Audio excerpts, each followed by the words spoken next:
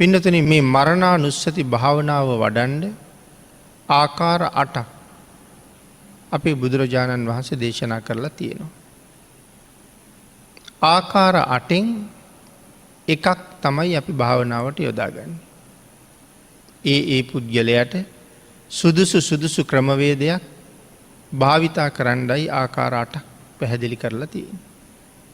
ඒකෙන් එකක් අරගෙන මේ භාවනාව ප්‍රගුණ කරන්න ඕනේ.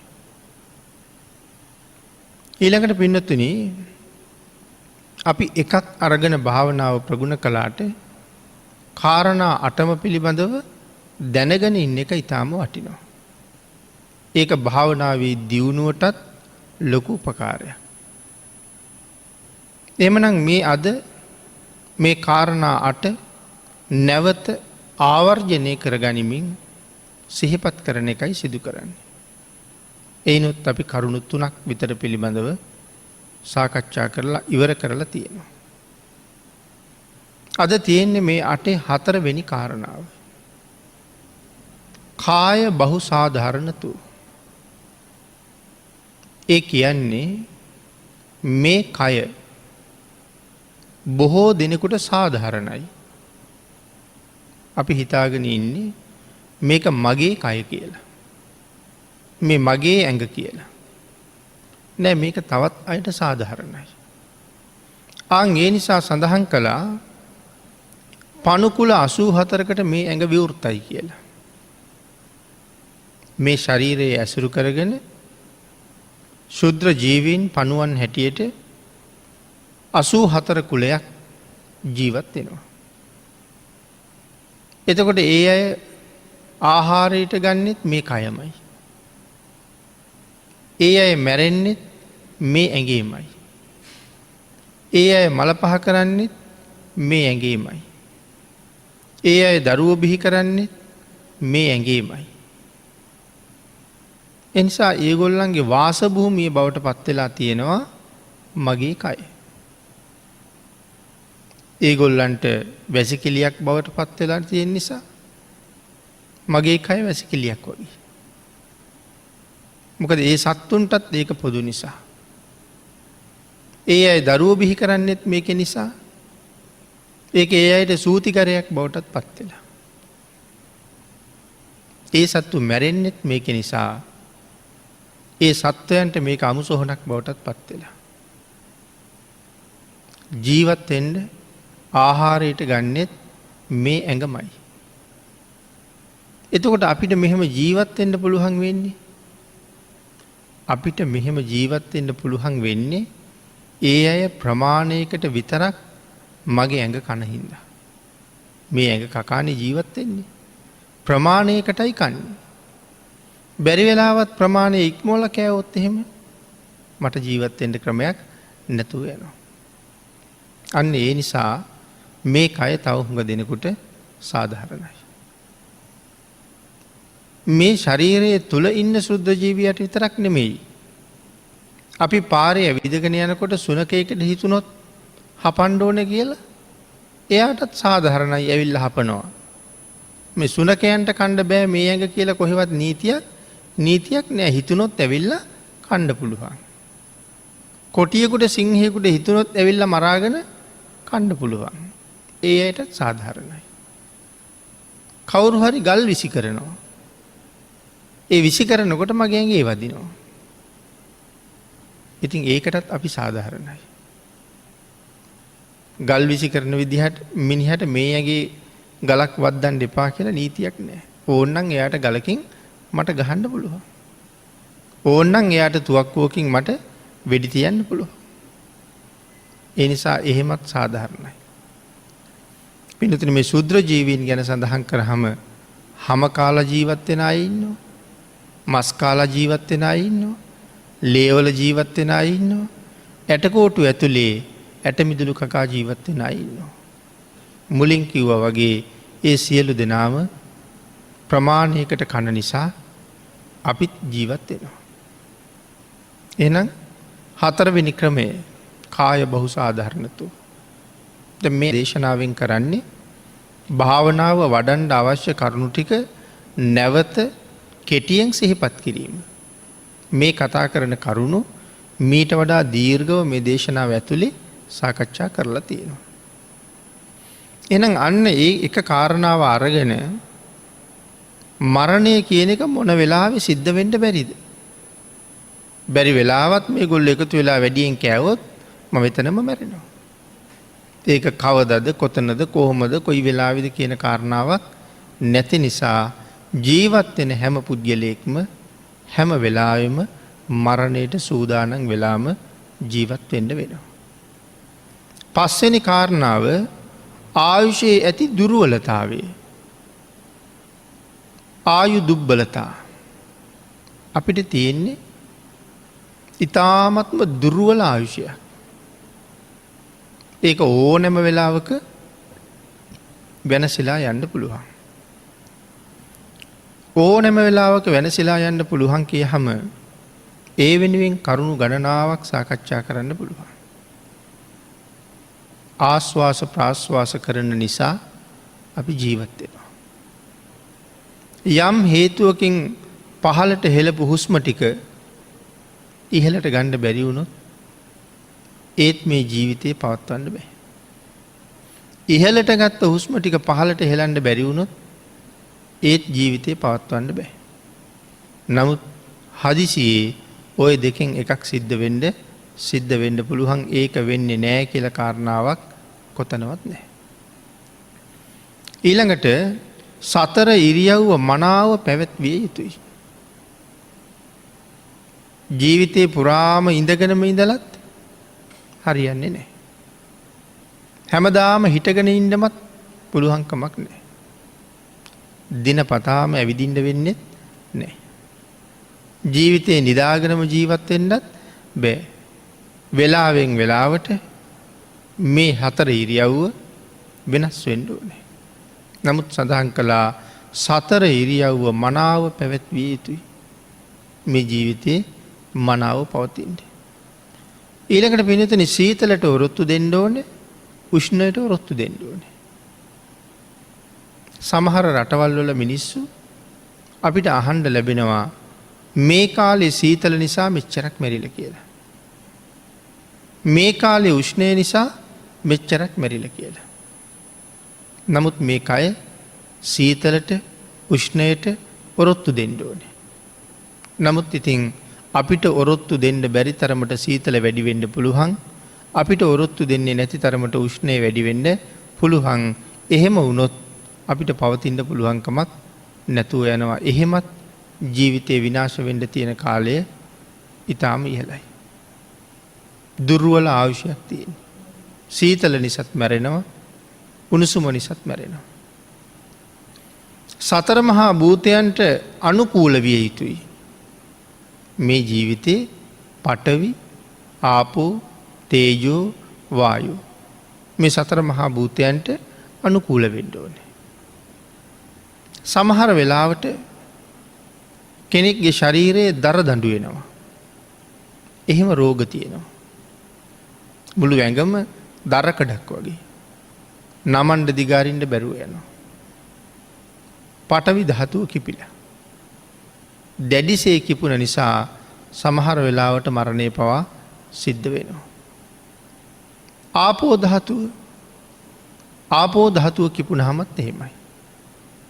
සමහරලාට අපේ ශරීරය දිය වෙලා යනවා. සමහර රෝග තියෙනවා. හැදුනහම මේ කාලයක් බොහොම ලස්සනට පෘෂ්ටිමත්ව හිටපු අය. නමුත් බොහොම ඉක්මනට වැහැරිලා ගිහිල්ලා. කෙනෙක් දැක්කහමත් අපි එහෙම කියනවා. අනේ මේ මාසයකට දෙකකට කලින් මට මේ පුද්ගලයා හම්බුණා. බොහොම ලස්සනට පිරිපුන්ව හිටියා. දැන් බොහොම වැහැරිලා ගිහිල්ලානේ. මේ දියවැඩියා රෝගයවත් හැදිලාද දන්නේ. වෙන මොකක් හරි ලෙඩක්ද දන්නේ. අපි එහෙම කතා කරනවා වේගෙන් ශරීර මාංශය එහෙම දිය කරලත් දානවා. ඉතින් එතකොට මේ ආපු උත්සන්න වෙමින් නොයි ලෙඩ රෝග වලට ගොදුරු වෙලා ආයුෂය විනාශ කරන ක්‍රමයකුත් තියෙනවා. ශරීරයේ උෂ්ණාධික බව වැඩි වෙච්චහම ඒත් නොයේක් රෝගාබාධයන්ට අපි ගොදුරු වෙනවා. ශරීරයේ බිබිලියනවා සමහරුන්ගේ. සමහරුන්ගේ මුඛය ඇතුළේ තුවාල හැදෙනවා. සමහරුන්ගේ බඩවැල්වල තුවාල හැදෙනවා. සමහරුන්ගේ ආමාශවල තුවාල හැදෙනවා. මේ උෂ්ණාධික බව වැඩි වෙලා අපිට තියෙන්නේ පුදුම කරදරයක්, පුදුම වදයක්. මේ සතර මහා භූතයන්ට අනුකූල වෙන්නත් වෙනවා මේ ජීවිතය. නමුත් පින්නතුනි, මේ වාගේ මරණයටම හේතු යෙදිලා තියෙනකොට අපි තාම මැරුණේ නැහැ. සමහර අය මැරුණා. සීතල උෂ්ණ ඔරොත්තු දුන්නේ නැතුව මැරුණා. මේ වාගේ සතර මහා භූතයන්ට ඔරොත්තු දී ගන්න බැරුව මැරුණා.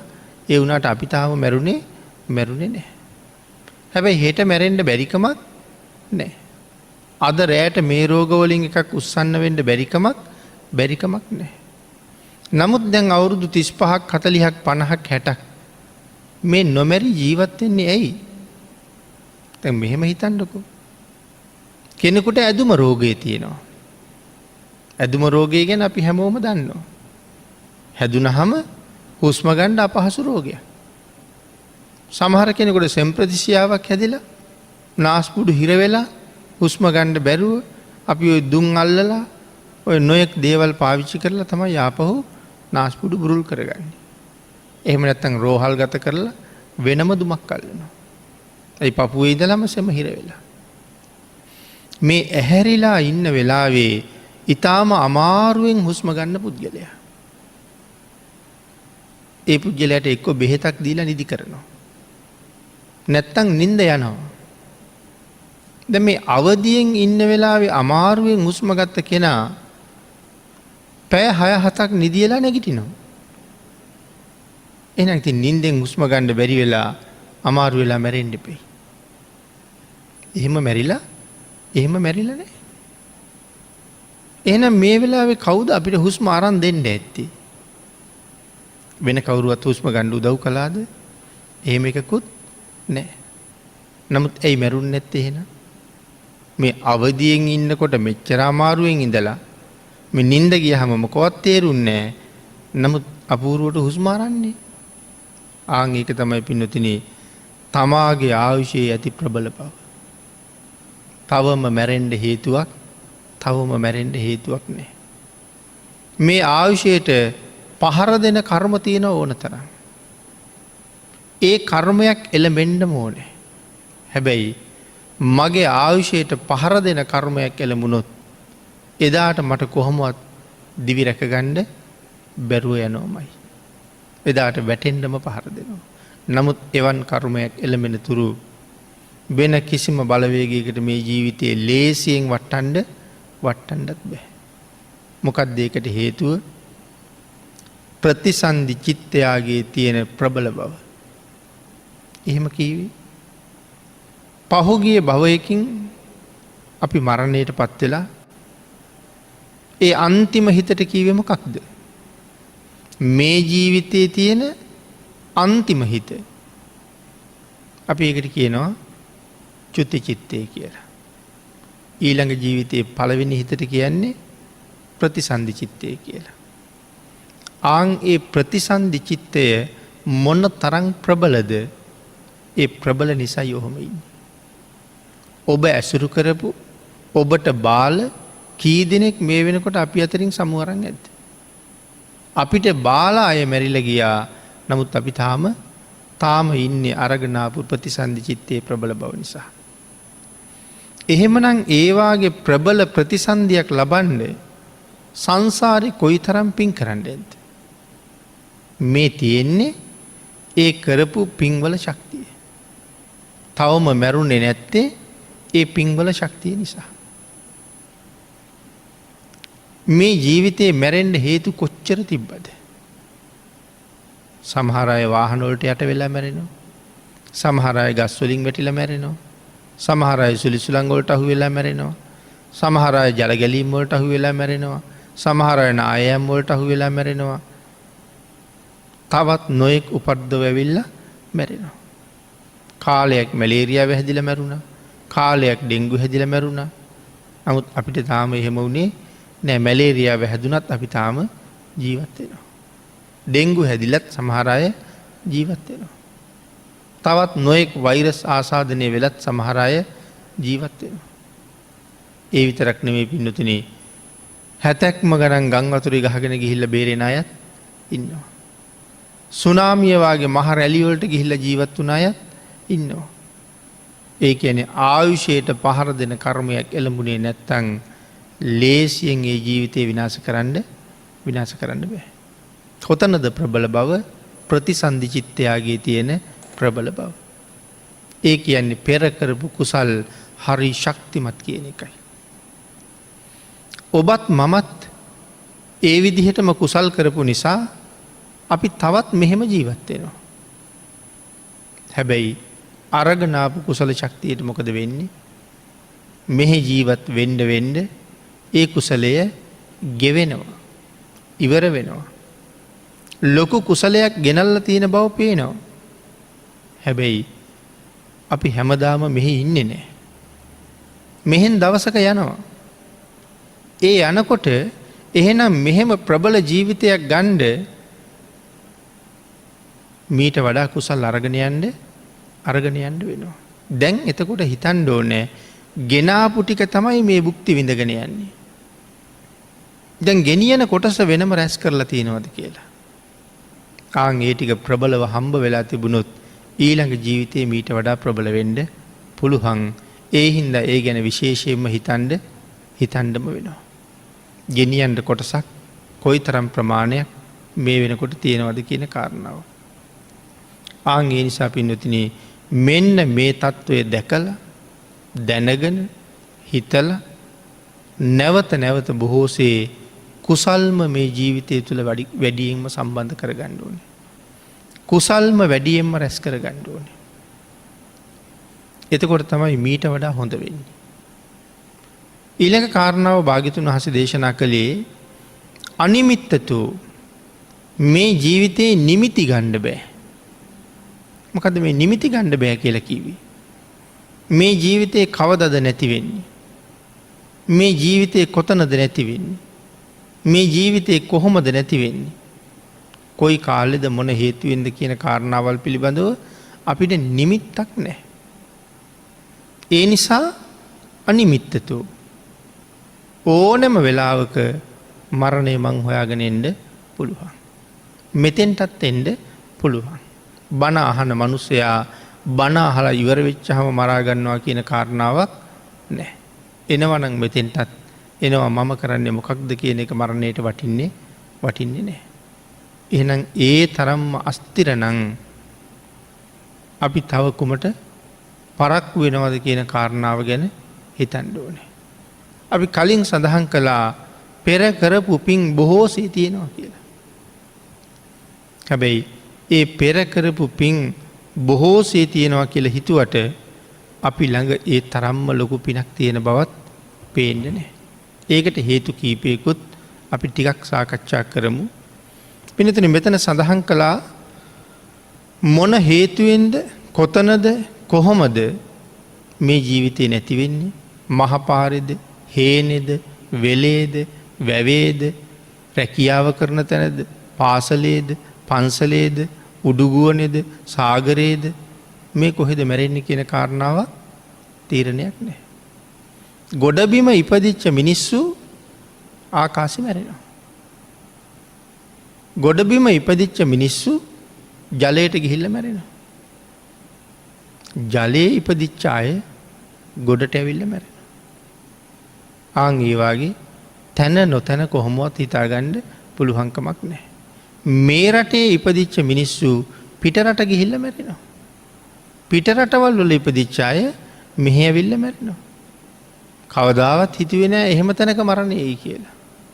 ආන් ඒකයි අනිමිත්තතෝ කවදාවත් නිමිති ගන්න පුළුවන්කමක් නැහැ.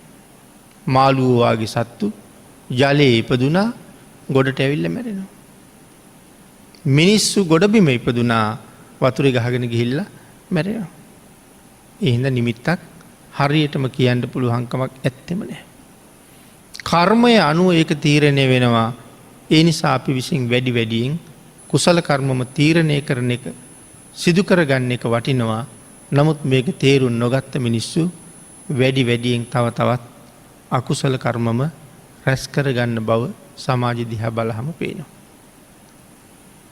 පින්නතන මේකට අපූරු උදාහරණයක් පැහැදිලි කරනවා චුල්ල නන්දිය කියන ජාතක කතාවේ.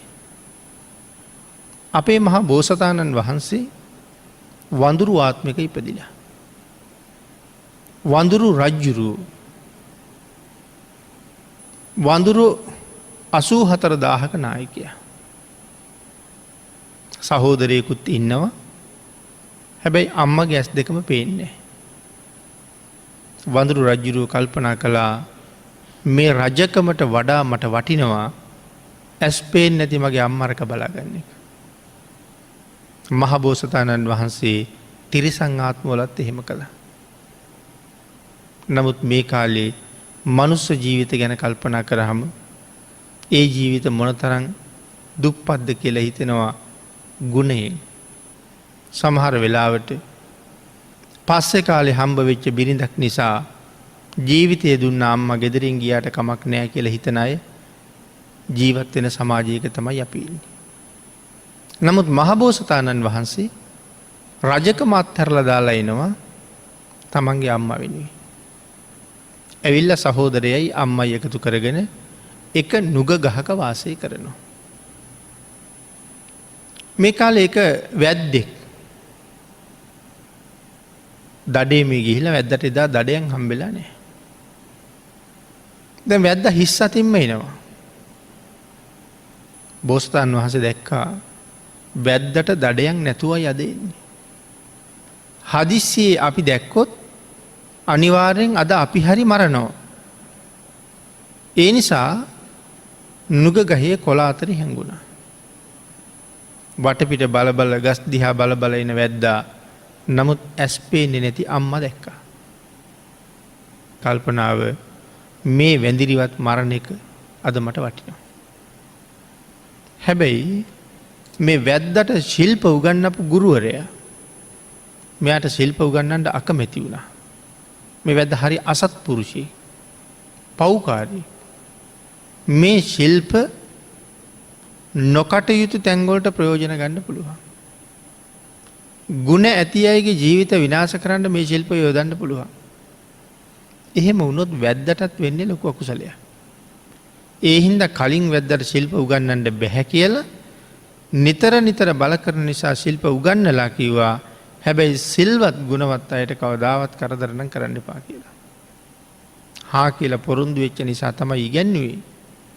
නමුත් වැද්දා පස්සේ පොරොන්දුව කට කරනවා. මහ වැඳිරිට විදින්න ලෑස්ති වෙනකොට බෝසතාණන් වහන්සේ එළියට ඇවිල්ලා කිව්වා එපා. ඔය ඉන්නේ මගේ අම්මා. අම්මා මරන්න එපා. අම්මගේ ඇස් දෙක පේන්නෙත් නැහැ. අනික මගේ අම්මා.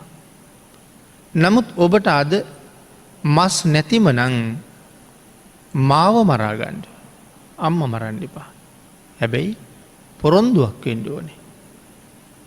මම මරලා ඊට පස්සේ මගේ අම්මත් මරන්නේ නැහැ කියලා. වැද්ද පොරොන්දු වුණා.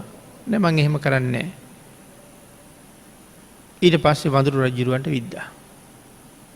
වඳුරා ගහපල්ලේ වැටුණා. දැන් වැද්ද කල්පනා කළා වැඳිරිට විද්දා කියලා දැන් වැඳිරි රකින්න එන්නේ කවුද? වඳුරට වෙච්ච පොරොන්දුව වෙන කවුරුවත් දන්නේ නැහැ. ඒ හින්දා තවත් ඊතලයක් අරගෙන අම්මටත් විදින්න හදනකොට අර කොළ අතරේ හැංගිලා හිටිය වඳුරු රජුරුවන්ගේ මල්ලි එයත් එළියට ආවා. එවිල කිව්වා උඹ මහා නරක මිනිහෙක්. මගේ සහෝදරයාට පොරොන්දුවක් දීලා සහෝදරයා මැරුවා. දැන් වෙන කවුරුවත් නැහැ කියලා හිතලා අම්මත් මරන්නයි හදන්නේ. එහෙම කරන්න එපා. උඹට තවත් ඕනෑම නම් මාව ගන්න.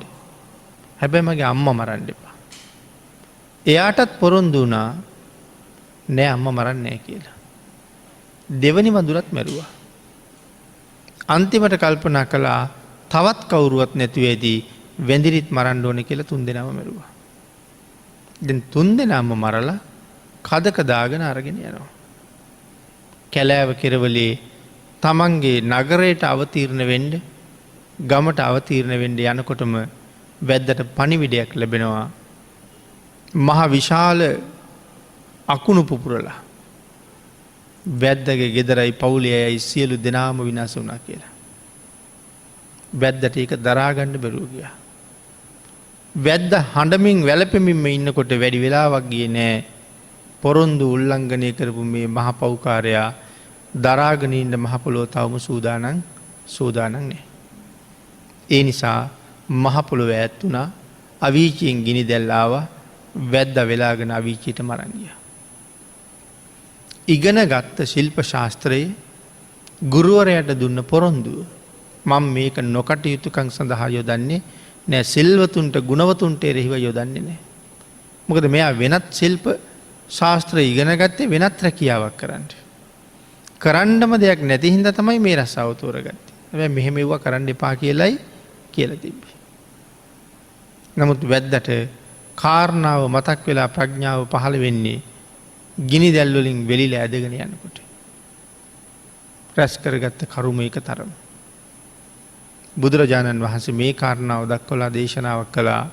මහණෙනි, දේවදත්තයන්ට එදත් ප්‍රඥාව පහළ වුණේ අවීචයේ ගිනි දැල් වලට මැදි වුණාට පස්සේ. දේවදත්තයන්ට මෙදත් ප්‍රඥාව පහළ වුණේ අවීචයේ ගිනි දැල් දැක්කට පස්සේ. එහෙමනම් කරුමම රැස් කරනවා. එහෙනම් අපිත් මොනතරම් පින් අරගෙන ඉපදිලාද?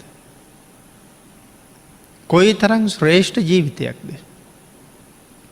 ඒ වුණාට මුළු ජීවිත කාලෙම සමහර අය දුස්සීලවම ගෙවලා දානවා. තමන් දුසිල්වත්ව ඉඳගෙන දම්පැන් දෙන්න ගියාම සිල්වතුන්ම හොයනවා. ඒක ඒ තරම් ලාභදායී වැඩක් නෙමෙයි. තමන් දුස්සීලයි. දැන් හුඟක් වෙලාවට අපි දකින්නේ ගිහි සමාජයේ ස්වාමින් වහන්සේලාට දුස්සීලයි කියලා බයිනවනේ. එතකොට අපිත් දුස්සීල වෙන ක්‍රමයක් තියෙනවද කියලා දන්නේ නැහැ. ඒක වෙනම බුදුරජාණන් වහන්සේ දේශනා කරලා තියෙනවා. ගිහි අයට මොකක් නිසාද දුස්සීලයෝ කියලා කියන්නේ?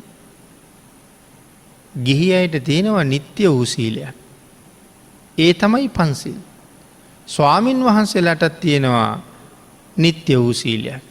ඒක උන්වහන්සේලාගේ සීලය. ඒ සීලේ දුස්සීල මට්ටමට paludu කරගත්තොත් උන්වහන්සේලා දුස්සීලයි. එහෙනම් නිත්‍ය පංචශීලය ආරක්ෂා කරන අය ඒ පන්සිල් paludu කරගන්නවා නම් ඒ ගිහියයිට කියන්නේ දුස්සීල ගිහියයි කියලා. ඒ නිසා හැම වෙලාවෙම සීලවන්ත ජීවිතයක් ගත කරන්න හැම කෙනෙක්ම උත්සාහ දරන්න ඕන කියන කාරණාවයි මේ සිහිපත් කරන්නේ. ඊළඟට සඳහන් කළා යමෙක් යම් කර්මයක් කළොත් ඒ තමා තුළින්ම පිළිඹු වෙලා පේනවා. සංසාරේ කරලා තියෙන කර්ම. චුල්ල නන්දිය ජාතකයේ මහ බෝසතාණන් වහන්සේ වඳුරු 80000කට තමයි නායකත්වය දරලා තියෙන්නේ. 84000කට නෙමෙයි වඳුරු 80000කට නායකත්වය දරලා තියෙන්නේ. අපි සඳහන් කළා යම් කර්මයක් කළොත් ඒක තමන්ගෙන් පිළිඹු වෙනවා කියලා. ඒක මේ කාලේ හැටියට සඳහන් කළොත් යාදිසං වපතේ බීජං තාදිසං හරතේ පලං. කවදාවත් වී වපුරලා තල බලාපොරොත්තු වෙන්න බෑ. මුං වපුරලා වී බලාපොරොත්තු වෙන්න පුළුවන් කමක් නැහැ. වැපුරුවේ යමක්ද අස්වැන්නත් ඒකෙන්ම තමයි හම්බ වෙන්නේ. එහෙනම් පෙර අපි කොයිතරම් පින් කරලා තියෙනවද? ආන් ඒ අනුව තමයි මේ ජීවිතේ තීරණය වෙලා තියෙන්නේ. මේ ජීවිතේ හම්බුනේ පෙර හුඟක් පින් වියදම් කරපු නිසා. පෙර පින් වියදම් කරලා. මනුස්ස ජීවිතයක් ලේසියෙන් ලැබෙන්නේ නැහැ. මනුස්ස ජීවිතයක දුර්ලභ බව බුදුරජාණන් වහන්සේ තවත් උදාහරණ වලින් පැහැදිලි කරලා වෙනත් සූත්‍ර දේශනාවල් වලින් මේ අය අහලා තියෙනවා. වියසිදුරෙන් අහස බලන හැටි, කන කැස් බෑව වියසිදුරෙන් අහස බලන්න පුළුවන්. නමුත් මේ ජීවිතෙන් මරණයට පත්වෙච්ච කෙනෙක් අය මනුස්ස ජීවිතයක් ලබනවා කියන එක ඊට වඩා බොහොම දුර්ලභයි.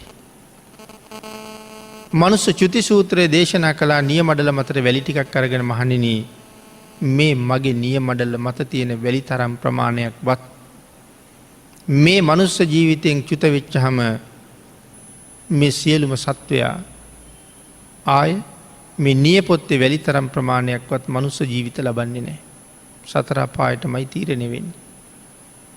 ඒ තරම්ම දුර්ලභයි මේ ජීවිතේ. එතකොට මේ බණ අහන අයට මේ ජීවිතේ ලැබුණේ ඒ දුර්ලභ වූ ජීවිතේ ලබන්න මොන තරම් සංසාරේ කරපු කුසල කර්මයක්ද මේ හේතු වෙලා තියෙන්නේ. එහෙම ජීවිතයක් ලැබුවා. තවත් දුර්ලභයි කියලා සඳහන් කරපු ෂණ සම්පත් ලැබුවා. ඇස් දෙක, කන් දෙක, නාසය, කට, අතපය, ඇඟ මේ ෂණ සම්පත්. හැබැයි ඒවා ලැබෙන්නේ ඒ ඉන්ද්‍රියන් වෙනුවෙනුත් වියදම් කරපු ප්‍රමාණයට. සමහර වෙලාවට සමහර දරුවෙක් අවුරුදු 15ක් 18ක් වගේ වෙනකොට උපැස්සිවලක් පළඳිනවා. සමහර කෙනෙක් අවුරුදු 40ක් 45ක් වෙනකොට උපැස්සිවලකට යනවා. තව සමහර කෙනෙක් අපි දකිනවා අවුරුදු 80ක් විතර වෙලා. ඒ තාම පොත් කියවනවා, පත්තර කියවනවා, උපැස් පළඳින්නේ නැහැ. අපි සමහරලාට බඩු ගන්න යනවා. අපි කියමු වාහනයකට බඩු ගන්න යනවා කියලා. කෙනෙක් හැම තැනම හොයගෙන හොයා යනවා මේ Tamanට උවමනා කොටස. මේක ජපානයෙන් ගෙන්නපු එකක් නැද්ද? ඇයි දන්නවා හොඳම බඩු තියෙනවා කියලා. හැබැයි මිලෙනුත් වැඩි. එයාට ඒ තරම්ම වියදම් කරන්න මුදලක් නැත්තම් මධ්‍යම ප්‍රමාණයේ දෙයක් ඒ හින්දා අහනවා මේ ඉන්දියන් ඒව නැද්ද? සාමාන්‍ය කාලයක් පාවිච්චි කර හැකි. නමුත් එහෙම කරන්නත් මුදලක් නැහැ. නිකන් යන්තම් වාහනේ මග තියෙන එක ගෙදරටවත් ගෙනිය ගන්න. ඔය තායිවාන් වාගේවත් තියෙනව නම් දෙන්න. අපි එහෙමත් ඉල්ලනවා. මිලෙන් වෙනස්. එතකොට බලන්නකෝ ඇස් දෙක ගන්නත් සංසාරේ වෙනම පින් වියදම් කරන්න ඕනේ. ඒ නිසා හොඳම ඇස් දෙකක් ගන්න විශාල පින් කොටසක් වියදම් කරන්න ඕනේ. අන්න එහෙම ඇස් අරගත්ත කෙනෙක් තමයි 80ක් 85ක් වෙලත් තාම පොත් බලනවා වගේ. මම මේක තේරුම් ගන්න උදාහරණයක් සඳහන් කළේ. සමහර කෙනෙක් 50ක් 55ක් වෙනකොට කණ්ණාඩි දෙකක් හොයනවා. සමහර කෙනෙකුට අවුරුදු 4-5 වෙනකොට 15-20 වෙනකොට උපැස්සිවලක් උවමනයි. ඒ කියන්නේ මේ ජීවිතෙත් ගන්න පින් වියදම් කළා. ෂණ සම්පත් ලබන්නත් පින් ඕනේ. මනුස්ස ජීවිතේ හම්බුණා කියලා ෂණ සම්පත් ලැබෙනවා කියලා එකක් නැහැ. සමහරුන්ට මිනිස් ජීවිතේ ලැබිලා ඇස් පේන්නේ, කන් ඇහෙන්නේ, ඇවිදින්න බෑ. ඒ තරම් ශක්තිමත් අවයව ගන්න පින් මදි වෙච්ච හින්දා. එතකොට එහෙම කුසල් වියදම් කරලා මේ ජීවිතේ අරන් තියෙන්නේ. පෙර පින් හුඟක් තියෙනවා. හැබැයි එච්චරමත් නැහැ. අපි ගාව හුඟක් තියෙනවා කීවට මේ ලෝකේ ශක්තිමත්ම අය තරම් අපි ශක්තිමත්ද? එහෙනම් අපිට වඩා පින් කරපු අය තව ඉන්නවා. මේ ලෝකේ පෝසත්ම අය තරම් අපි පෝසත්ද? එහෙනම් අපිට වඩා පින් කරපු අය ඉන්නවා. මේ ලෝකේ ලස්සනම අය තරම් අපි ලස්සනද? එහෙනම් අපිට වඩා පින් කරපු අය ඉන්නවා. අපි මේ ජීවිතේ ගන්න හුඟක් පින් කළා කීවට අපිට වඩා පින් කරපු අය තව ඉන්න බව ඒකෙන් තේරෙනවා. එතකොට අපි මදි කියලා තමයි කියන්න වෙන්නේ. අන්න ඒ නිසා කරලා තියෙන ප්‍රමාණය ඇති කියලා කවදාවත් සෑහෙන්න එපා. හැම වෙලාවෙම හිතන්න ඕනේ මදිමයි වහවහ කරගන්න ඕනේ. මොකද හෙට පූර්ණේ කරනකම් ජීවිතේ තියේද දන්නේ නැහැ. ඒ තරම් ඉක්මනට මරණය එනවා. කුසලයට කම්මැලි වෙන්න එපා. අරක ශාස්ත්‍රවරයා සඳහන් කළේ අවුරුදු 60,000ක් ජීවත් වෙච්ච මිනිස්සුන්ට ඔළුවට ගිනි ඇවිලෙනකොට ඒ ගින්න නිමා ගන්න ලෑස්ති වෙන්න එපා. කරන්න බැරි වෙච්ච කුසල කර්මයක් තියෙනවා නම් ඒක කරගන්න කියලා. එහෙනම් යාදිසං වපතේ බීජං තාදිසං හරතේ පලං මේ ජීවිතේ විඳිනවා නම් යම් දුකක් තියෙනවා නම් සිත් වේදනාවක් ඒක අනිවාර්යෙන් පෙර කරපු කර්මයක්. මේ ලෝකේ විඳිනවා නම් සැපක් හිතේ තියෙනවා නම් සතුටක් ඒක පෙර කරපු පිනක්ම තමයි. දුක් වලට අකමැති නම් ඊළඟ ජීවිතේ දුකක් නැතුව ඉස්සරහට යන්න අවශ්‍ය කර්ම මේ ජීවිතෙන් රැස් කරන්න ඕනේ. ඊළඟට පින්නතුනි මේ කාරණාව සාකච්ඡා කරනකොට 7 වෙනි කාරණාව හැටියට දේශනා කළේ අද්ධාන පරිච්ඡේදය. හැමදාම මේ විදිහට ඉන්න බෑ. මේ ඇඟ වෙනස් වෙනවා. පාසල් ගිය කාලේ තිබිච්ච ඇඟ දැන් නැහැ. විවාහ වෙච්ච කාලේ තිබුණ ඇඟ දැන් නැහැ. පළවෙනි දරුවා ලැබෙන කාලේ තිබිච්ච ඇඟ දැන් නැහැ. දැන් අවුරුදු 60 70ක් වෙනකොට අර තිබිච්ච ඇඟ හොඳටම වෙනස් වෙලා දිරලා ගියපු ඇඟක් තියෙනවා. ක්‍රමක්‍රමයෙන් මේ ඇඟ වෙනස් වෙවි යනවා. ඒ වෙනස් වෙනවා කියලා කියන්නේ ක්‍රමයෙන් මරණයට ළඟා වෙනවා. එහෙනම් අද්දාන පරිච්ඡේදයක් වශයෙන් ඉපදිච්ච තැන ඉඳලා මේ යන්නේ මරණය ගාවට. 8 වෙනි කාරණාව කන පරිත්තතු ජීවිතේ පවතින්නේ මොහොතයි. ඊ타ත්ම කෙටි කාලයයි අපේ ජීවිතේ තියෙන්නේ. කොයි තරම් කෙටිද ඒ කාලය? තත්පරයකට උපදින සිත් ගාන කෝටි ගානක්. තත්පරයකට හිත් කෝටි ගානක්. ඉතින් තත්පරයක් ඇතුලේ හිත් කෝටි ගානක් උපදිනවා කියලා කියහම මේ හැම හිතකටම තියෙනවා උපාදයක්, ස්ථිතියක්, භංගයක්. උපදිනවා, පවතිනවා, නැති වෙනවා. හැබැයි අපිට උපදින හිතේ ජීවත් වෙන්නත් බෑ. නැති වෙන හිතේ ජීවත් වෙන්නත් බෑ. පවතින හිතේ විතරයි ජීවත් වෙන්න පුළුවන්. එතකොට තප්පරයකට එහෙම පවතින තැන් උපදිනවා කෝටි ගාණක්. මේ හිතක් මැරෙන මොහොතක් ගානේ අපිත් මැරුණා වගේ තමයි. නමුත් ඇයි මැරිලා වගේ පේන්නේ නැත්තේ? තප්පරයක් ඇතුලේ කෝටි ගාණක් මේ සිත්වල පවතින ටික තියෙනකොට අපි තව බිම ඇද වැටීද? ඒකයි මේක දිගට ඉන්නේ. නමුත් කණික මරණයේදී මේකයි සඳහන් කළේ. යම් දවසක ඉපදිලා පැවතිලා මැරෙන හිත ආය උපදින්නෙම නැතුවම මැරිලා යනවා. හැබැයි එදාට අපි වැටෙනවා. ඒ නිසා කන පරිත්තේ සඳහන් කරලා තියෙනවා. ඊටාම ෂණයයි මේ ජීවිතේ. පින්නතුනි මෙන්න මේ කාරණා ටික මෙනෙහි කර ආකාර 8ක් මරණ සතියේ පැහැදිලි කළා. ඒ ආකාර 8ම ප්‍රගුණ කරලා 8ම දැනගෙන 8ම පාඩම් කරගෙන තමන්ට පහසු එකක් අරගෙන මරණ සති භාවනාව වඩන්නයි තියෙන්නේ. ඊ타ත්ම ආනිසංස සහිත මේ උතුම් භාවනාව මරණය පිළිබඳව තියෙන බිය අපෙන් වහ පහ කරලම දානවා. භාග්‍යතුන් වහන්සේ දේශනා කළා හැම වෙලාවෙම දස පුණ්‍ය ක්‍රියාව ජීවිතේ සම්පූර්ණ කරගන්න කියලා. සිත පිරිසිදු කරගන්න, සිත සමාධිගත කරගන්න. දස පුණ්‍ය ක්‍රියාවත් සම්පූර්ණ කරගන්න. අතීතයේ පින් වලින් විතරක් මේ භවයේ භාවනාව සාර්ථක වෙන්නේ නැහැ කියලා දේශනා කළා. මේ ජීවිතේ වැඩියෙන් පින් පිරෙන්න ඕනේ. සීල විසුද්ධියක් ඇති වෙන්න ඕනේ. චිත්ත විසුද්ධියක් ඇති කරගන්න.